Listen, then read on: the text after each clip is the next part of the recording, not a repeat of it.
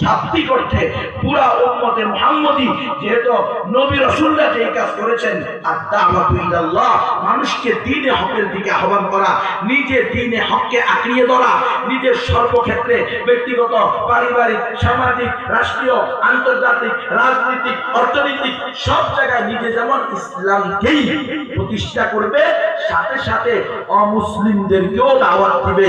যারা ইসলাম মানে না, ইসলাম বুঝে না, তাদেরকে এই দাওয়াত পৌঁছায় দিবে। এই অর্থে আমরাও রসুলের পক্ষ থেকে রসুল, প্রেরিতর পক্ষ থেকে প্রেরিত, কারণ রসুল তো আর আসবে না, এই দায়িত্ব তো আল্লাহ রসুলের পরে আপনাকে আর আমাকে দিয়েছে।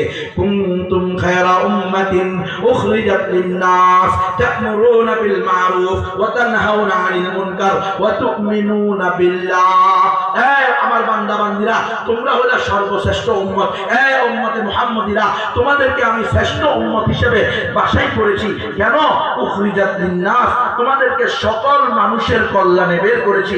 তোমরা মুসলমানদেরকে পরিপূর্ণ ইসলামের দাওয়াত দিবা। ও মুসলমান, আসো পরিপূর্ণ মুসলমান হও। উদখুলু ফিস-সিলমি কাফা। তুমি মুসলমান, তুমি এমপি হতে পারো, মন্ত্রী হতে পারো, চেয়ারম্যান হতে পারো, উপদেষ্টা হতে পারো, প্রধান উপদেষ্টা হতে পারো, বিভিন্ন সেক্টরের উপদেষ্টা হতে পারো, কিন্তু তুমি পূজাকে, শিরককে তুমি শুভেচ্ছা জানাইতে পারো না। মুসলমান, এই কথা আপনাদেরকে বলা আমাদের দায়িত্ব, কারণ বিশেষভাবে নবীর ওয়ারিসরা নবীর পক্ষ থেকে দায়িত্বপ্রাপ্ত। উলামায়ে কেরামের প্রধান দায়িত্ব যে কোনো শিরকি, কুফরি, ঈমান বিরোধী, ইসলাম বিরোধী মারাত্মক পর্যায়ের বেদাত উম্মতের মধ্যে ছড়িয়ে পড়তে দেখবে, উলামায়ে কেরাম নিজের জান দিয়ে হলেও উম্মতকে রক্ষা করার চেষ্টা করবেন। এজন্য উলামায়ে কেরাম নবীগণের ওয়ারিস। আপনারা কষ্ট পাবেন না। আমরা কেন বলি এই কেমন মুসলমান, কেমন এমপি, কেমন ইসলামী দলের নেতা, কেমন ইসলামী দলের আমির, কেমন ইসলামী দলের পীর, যারা দুর্গা পূজা, কালী পূজা, সরস্বতী পূজা, ক্রিসমাস পূজা, পূর্ণিমা পূজাকে সমর্থন করে, কোন মুসলমান আল্লাহর সাথে শিরকি কাজকে সমর্থন করতে পারে না। এই কারণে আমরা রসুলের পক্ষ থেকে দায়িত্বপ্রাপ্ত। এই জন্য আপনাদেরকে বলতেছি, নবী রসুল চলে গেছে, আমরা যদি আজকে এই কথা না বলি, মিয়া তুমি আওয়ামী লীগ করতে পারো, বিএনপি করতে পারো, জামাত ইসলাম করতে পারো, চরমোনাই করতে পারো, মজলিস করতে পারো, এই দল করতে পারো, সেই দল করতে পারো, কিন্তু তুমি যদি মন্দিরে গিয়া তাদের পূজাকে সমর্থন করো, বেগুড়ায় গিয়া পূর্ণিমা পূজাকে সমর্থন করো, চার্চে গিয়া ক্রিসমাসকে সমর্থন করো, তাহলে কাল কিয়ামতের মাঠে তোমাকে যখন জিজ্ঞেস করা হবে কেন এই কাজ করছো, তোমার এলাকার উলামায়ে কেরাম, তোমাদের বাৎসরিক মাহফিলের প্রধান বক্তা তোমাদেরকে বলে নাই, নবীর ওয়ারিসরা ডিউটি পালন করে নাই, তখন আপনারাই বলবেন, এই পঞ্চগড়ের এই মার্কাজুত তাকওয়া মাদ্রাসার আশেপাশে যে মুসলমানরা আছেন, আপনারা বলবেন না, আল্লাহ ঢাকা থেকে বড় হুজুর সাজে আসছে, প্রধান বক্তা সাজে আসছে, নিজের প্যান্ট পকেট পিঠ সেভ করে চলে গেছে, আমাদেরকে বলে নাই দুর্গা পূজায় শুভেচ্ছা দেওয়া যাবে না, দুর্গা পূজায় সমর্থন জানানো যাবে না, ক্রিসমাস পূজায় মুসলমান যাওয়া যাবে না, ধর্ম যার যার উৎসব স্বভাব বলে কোন মুসলমান শিরকি অনুষ্ঠান পালন করতে পারবে না। তখন তো আমরা বিপদে পড়ে যাব। এই জন্য মূলত আমরা এই কথা বলি, নাহলে আপনাদের সাথে আমাদের কোনো মারামারি নেই। আমার আব্বার কি আপনার আব্বার সাথে আইসেরা ফেলি আছে? আমার দাদার বাড়ি কি আপনার দাদার বাড়ির সাথে ছিল? তাহলে কেন ভুল বুঝবেন? ভুল বুঝবেন না, মেহেরবানি করে শুনেন। কাল কিয়ামতের মাঠে আমাদেরকে জিজ্ঞেস করা হবে তোমরা দায়িত্ব পালন করছো কিনা।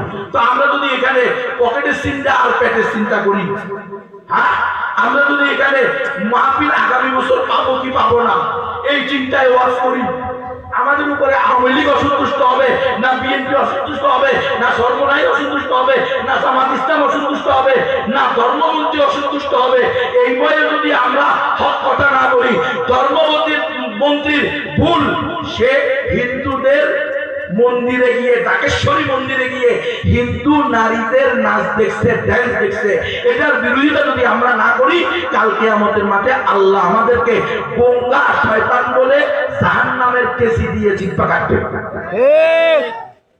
আপনারাও বলবেন হ্যাঁ হ্যাঁ এই হুজুর বলে নাই, ওই যে আপনারা তুমি হকের দাওয়াত পাইছিলেন, যখন শিরিক কুফরের কি চলতেছিল, মহামারী চলতেছিল, হ্যাঁ, গণতন্ত্রের নামে ইসলামী দলের লোকেরাও মডারেট হইতে শুরু করছিল, ইসলামী দলের লোকেরাও নিজেদেরকে সুশীল প্রমাণ করার জন্য মন্দির পাহারা দিতেছিল।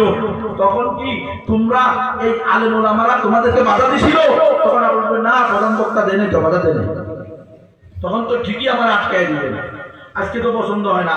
গত বছর অতি উৎসাহী হইয়া নিজের থেকে মন্দির পাহারা দিয়েছে, আর এই বছর সরকারের পক্ষ থেকে কি দাঁড়িয়েছে? প্রজ্ঞাপন জারি হচ্ছে সরকারের পক্ষ থেকে, যে সকল মাদ্রাসা, এতিমখানা, শিক্ষা প্রতিষ্ঠান সরকারের সুবিধা ভোগ করে তারা সকলেই মন্দির পূজা পাহারা দিতে হবে। এবার সেটি পালা না, গত বছর তো অতি উৎসাহ হইয়া গেছে। কে তোমারে বলছে মন্দির পাহারা দেওয়ার জন্য? এদেশে পুলিশ নাই, এদেশে র্যাব নাই, এদেশে আর্মি নাই, এদেশে বিজিবি নাই, এদেশে আনসার বিজিবি নাই। তাহলে তোমার দায়িত্ব, তোমার অতি উৎসাহ হইয়া দায়িত্ব নিতে বসে তুমি দায়িত্ব নিছো। আল্লাহ কয় আনা ইনদা যন্নি আবদি বি। বেটা তুমি ইচ্ছা করে মন্দির পাহারা দেওয়ার দায়িত্ব বাদে নিছো। তুমি যেমন চাও আমি তোমারে তেমন চালামো, সরকারকে দিয়া বাধ্য করবো। এখন প্রজ্ঞাপন জারি হয়েছে, যারা সরকারি জায়গায় মাদ্রাসা করছো সরকার থেকে এতিমখানার নামে টাকা আনো, যারা সরকারি মাদ্রাসায় পড়াও তোমরা বাধ্যতামূলক মন্দির পাহারা দাও। কালকে আমাদের মাঠে উঠবে মন্দির পাহারা দেওয়া অবস্থা। খুব ভালো হবে না? কি সুন্দর দেখা দেবে।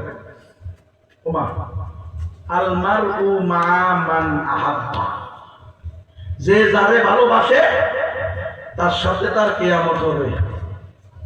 হ্যাঁ, তুমি তো মন্দির ভালোবাসছো, পূজা ভালোবাসছো, মূর্তি ভালোবাসছো, এই জন্য কেউ যেন মূর্তি না ভাঙ্গে নিজের থেকে দায়িত্ব পালন করছো। আমরা যেমনি ভাবে অন্যায় ভাবে মন্দির পাহারা দিব না, ঠিক তেমনি ভাবে অন্যায় ভাবে কোনো মন্দিরে ঢিল নিক্ষেপ করবো না। কারণ ইসলাম আমাদেরকে কোনো অমুসলিমের উপরেও অন্যায় ভাবে চোখ রাঙিয়ে তাকানোর অনুমতি দেয় না। কোনো অমুসলিমের ধর্মীয় উপাসনালয়ে অন্যায় ভাবে পাথর মারার অনুমতি আমাদেরকে ইসলাম দেয় না। ঠিক তেমনি ভাবে ইসলাম আমাদেরকে মূর্তি পূজাকে সমর্থন করতে বলে নাই, বরং ইসলাম আমাদেরকে শিক্ষা দিয়েছে তাদের কানাত লাকুম উসওয়াতুন হাসানাতুন ফি ইব্রাহিম ওয়াল্লাযিনা মাআহু, তোমাদের জন্য উত্তম আদর্শ রয়ে গেছে ইব্রাহিম আলাইহিস সালাম এবং তার সাথে যারা মুসলমান হয়েছে ওই সাহাবীদের মধ্যে।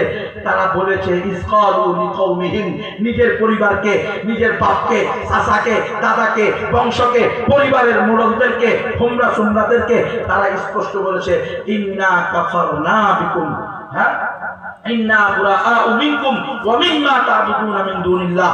এই আজব আমার আব্বা ইব্রাহিম আলাইহিস সালাম বলছে, আর আব্বার সাঙ্গ পাঙ্গ লেসপেন্সারেরা, কারণ আব্বা তো হইল প্রধান আর সব হইল আব্বার দালাল, আব্বার পাচ্য বুঝেন, ওই পাশে পাশে থাকে, আব্বার আশেপাশে দাঁড়া থাকো। ইন্না বুরাআউ মিনকুম, তোমাদের সাথে আমরা সম্পর্ক ছিন্ন করলাম, এবং ওয়া মিম্মা তা'বুদুনা মিন দুনিল্লাহ, তোমরা আল্লাহ ছাড়া যাদের পূজা করো তাদের থেকেও আমরা সম্পর্ক ছিন্ন করলাম।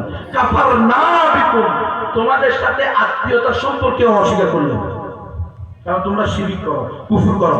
এটা তো এই শেষ করে নাই, এর পরের শব্দ দেখেন ওয়া বাদা বাইনানা ওয়া বাইনাকুমুল আদাওয়াতু ওয়াল বাগদাউ আবাদা। এই মুসলিমরা, এই মুশরিকরা, তোমাদের সাথে আমাদের আজ থেকে চিরশত্রু, চির দুশমনী, চিরশত্রুতা, চির দুশমনী। কতদিন পর্যন্ত? হাত্তা তুমিনু বিল্লাহি ওয়াহদা, যতদিন না আবার কালিমা পড়ে মুসলমান না হতো। তাহলে মিল্লাত ইব্রাহিম আমাদেরকে মূর্তি পাহারা দিতে শিক্ষা দেয়, মন্দির পাহারা দিতে শিক্ষা দেয় না মূর্তি এবং মূর্তিওয়ালা, মন্দির এবং মন্দিরের পূজা করেওয়ালাদের থেকেও সম্পর্ক ছিন্ন করতে শিক্ষা দেয়?